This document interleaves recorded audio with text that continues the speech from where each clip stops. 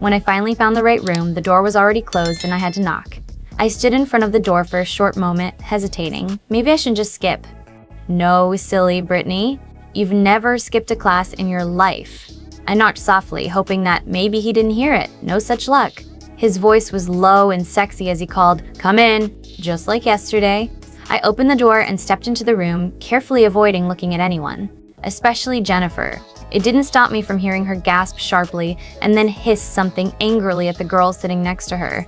I kept my eyes on the toes of my Converse though, afraid to look at Mr. Clitton for fear of being unable to look away again. "So, you decided to join us at last. Ms. Baker?" he said in that sexy British accent, his voice husky.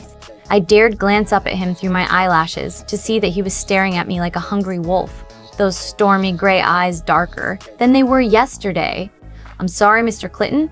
I got lost again," I stammered, expecting people to laugh at the reason of my lateness. The fact that it was true didn't make it any better. To my surprise, only a few people laughed, one of them obviously Jennifer, the rest her follower girls. Mr. Clitton nodded as he gestured to the empty seat next to Sarah, who was smirking deviously again. "Detention this afternoon? I don't tolerate tardiness, especially not twice in a row." He sounded so stern, I couldn't keep myself from flinching at his tone of voice. As I passed him though, on my way to my seat, I could feel goosebumps rise on my skin. I didn't fail to notice how he shivered either, nor the sharp intake of breath he took.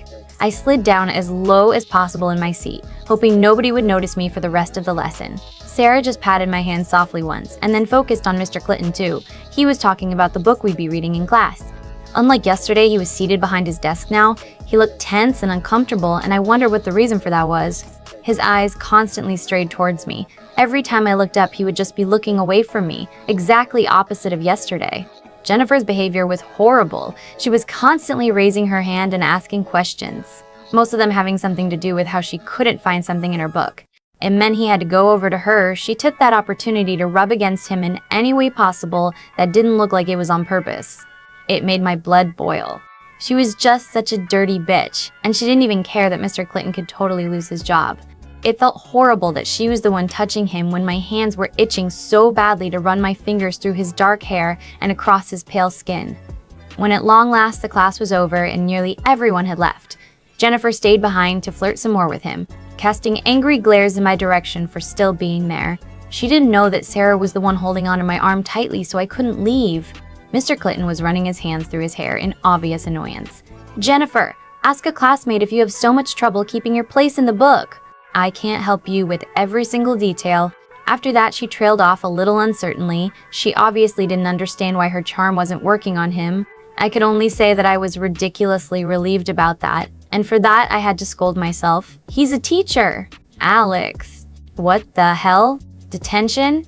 That's just totally unfair and uncalled for. She was lost. "Where's your sense of chivalry?" Sarah exclaimed. She was still holding on tightly to my arm and had dragged me all the way over to his desk, bringing me agonizingly close to him. Close enough that I could feel his body warmth and that I could practically feel how tense he was too. "She was late, Sarah. Now go, all right?" "I need to prepare for my next class," was all he said, sitting down in his chair heavily. "Fine," my friend hissed, and then she pulled me with her out of the class. I cast one quick look over my shoulder and met his stormy gray eyes. They were smoldering, and it made me very warm all over, especially low in my body. During lunch, we chatted idly. That was until Jennifer waltzed past us, glaring daggers at me. Oh yeah. I was so dead when I got home today. I was almost happy I landed a detention. At least, that meant I'd be home later than usual. The rest of the day passed by in a blur, until biology, of course. Neither Bob or Sarah had that class with me, so I had to sit in the back, all by myself. I didn't mind that much. I had an unrestricted view on Mr. Clitton, and no Jennifer shamelessly flirting with him either. He didn't look all that much at me here. He seemed more at ease as he explained things, gesturing with his hands as he talked animatedly. He was definitely a good teacher because even those that struggled seemed to understand everything by the end of class. He just explained everything in such simple, easy words. It was a pleasure to be with him in the room this way, and I had almost forgiven Sarah for doing this to me. His voice just gave me shivers, and it was so easy to get lost in a daydream where I could date him, in which he was absolutely in love with me, and mostly in which he was running those strong hands over my skin in some way, bringing me pleasure. I was blushing furiously when I realized what I was thinking of. The class was already emptying out and I started stuffing my things back into my backpack hurriedly. Don't think like that, Brittany. Bad thoughts. Bad girl. Suddenly, he was right next to my desk, looming over me because he was so bloody tall. Did you forget you had detention with me, Brittany? He was smirking and it looked absolutely delicious. I just wanted to kiss his lips. I shook my head as I blushed scarlet. Bad girl! No, I didn't forget, Mr. Clitton, I muttered softly. The classroom was deserted now and the door closed. I was sure no one was going to disturb us. That made me swallow convulsively. Why was he so close to me? Didn't he know how badly I just wanted to touch him? As if he heard me, he stepped back a little, sitting down on the desk next to mine. How come you keep getting lost? It's not that difficult to find your way around here, he trailed off, sounding unsure of how to continue. I'll tell Bob to escort you tomorrow, he won't mind, he said then. I'm sure I'll be on time tomorrow, Mr. Clitton. No need to bother Bob, I said as I shifted in my seat uncomfortably. Was I going to have to do anything?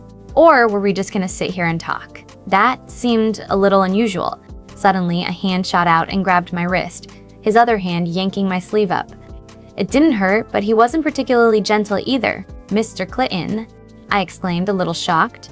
You're hurt, was all he said, his voice tight, controlled as if he was keeping anger at bay by a small thread. I stared down at my arm, at the bruise and cuts my stepmom had given me. Oh, yeah, it's nothing, I told him. It's not nothing to me. Who did this? Suf, he said, still in that tight voice, but his stormy eyes showed concern. It woke that warm feeling inside me again, my stomach fluttering. No one, I muttered. He didn't need to know that this happened plenty of times, always small things of course, but it did happen often enough. Britt, don't lie, he exclaimed, sounding more frustrated than angry now. His left hand was still holding my wrist while his right hand was running over the bruise, checking the cuts, as if to make sure it wasn't too bad. I shivered at both his touch and the use of that unfamiliar nickname. Only Andy occasionally said that, but he shortened my name to so many things. It felt really nice to have him call me that. It's none of your business, Mr. Clitton, I forced out. My eyes were trying to close and my body was already leaning into him, yearning to get as close to him as possible. Suddenly, he let go of my arm and stepped backwards. Please, don't call me that. I hate it, makes me sound old, just Alexander or Nathan or Alex, he complained, and suddenly he sounded just like a teenager, albeit a very hot, very masculine teenager. Eh? Okay, Alexander, I said slowly, confused by the sudden change of topic. This time, I was sure I didn't imagine it when I saw him shiver, his eyes closed for a second. Good, was all he said, but the words sounded husky. He turned around and walked back to his desk. Take the time to do your homework or something, Britt, I shivered as he uttered that nickname again. Why did he do that? It wasn't proper. Nor was telling me to call him by his first name, Salians Highwells. Stahl ish hast, or sees de sell ish Stahl, I go mamie. First he's de sell Fort Roop, Dalians. Danis had come back to pick me up when I was finally allowed to go home. I had finished all my homework by then, and the tension in the classroom was so thick you could have cut it with a knife. It wasn't necessarily bad tension, more like sexual tension, and that was just plain wrong. He couldn't be feeling that too, could he? Oh God, what if he thought I wanted to get into his pants like the rest of the female students? As soon as I got home, I remembered in what trouble I was. Stupid. How could I have forgotten? My stepmother was waiting for me in the living, tapping her heel on the floor, hands on her hips. Jennifer stood just behind her, imitating her mother's stance. But all I had eyes for was the phone Stephanie held in her manicured hand. She had called my father. You're in real trouble, girl, was all Stephanie said, and then she handed me the phone. I took it from her with shaking hands and raised it to my ear slowly. Hello? My voice had a slight tremble in it that I hated with a passion. I didn't want to sound weak, certainly not when talking to him, but fear of what he'd say and do had me shivering in my clothes. The lecture my father gave me through the phone was horrible and long. It wasn't as terrifying as when he was actually in the room with you, but it still left me shaking. It compounded to this: you dirty whore, sleeping with your teacher, sleeping with the principal too, and getting detentions on purpose to fuck the teacher some more. Go to your room, you're not getting dinner and you're not seeing your car for 2 months. You're grounded for a month too. Oh, and not to forget, don't ever disrespect Stephanie or Jennifer ever again. I was to do exactly as they told me at all times. He also reminded me how much I was like my mother, who was a dirty whore too. He couldn't believe how I spat on his generosity and hospitality was my disgusting behavior. After I hung up, I didn't say anything, but simply trudged up the stairs to my room, closing it behind me, and then locking the door. I felt like crying. Nothing was ever fair since my mother died. I only opened the door a little later to let in my little brother. We fell asleep on the big, empty bed together. When Dennis drove us to school that morning, he kept casting me concerned looks, and I knew it was because my eyes were a little red and puffy. It hadn't gone away even with the shower I took. After Jennifer had gotten out of the car, I hurriedly told him, "Sorry, Ely, I can't come on that date. I'm very seriously grounded." Then I got out without waiting for his reply. When Sarah saw me that morning, the first thing she did was hug me, very tightly I might add. It did make me feel a little better, and I couldn't help but smile when Bob joined in on the hug as well.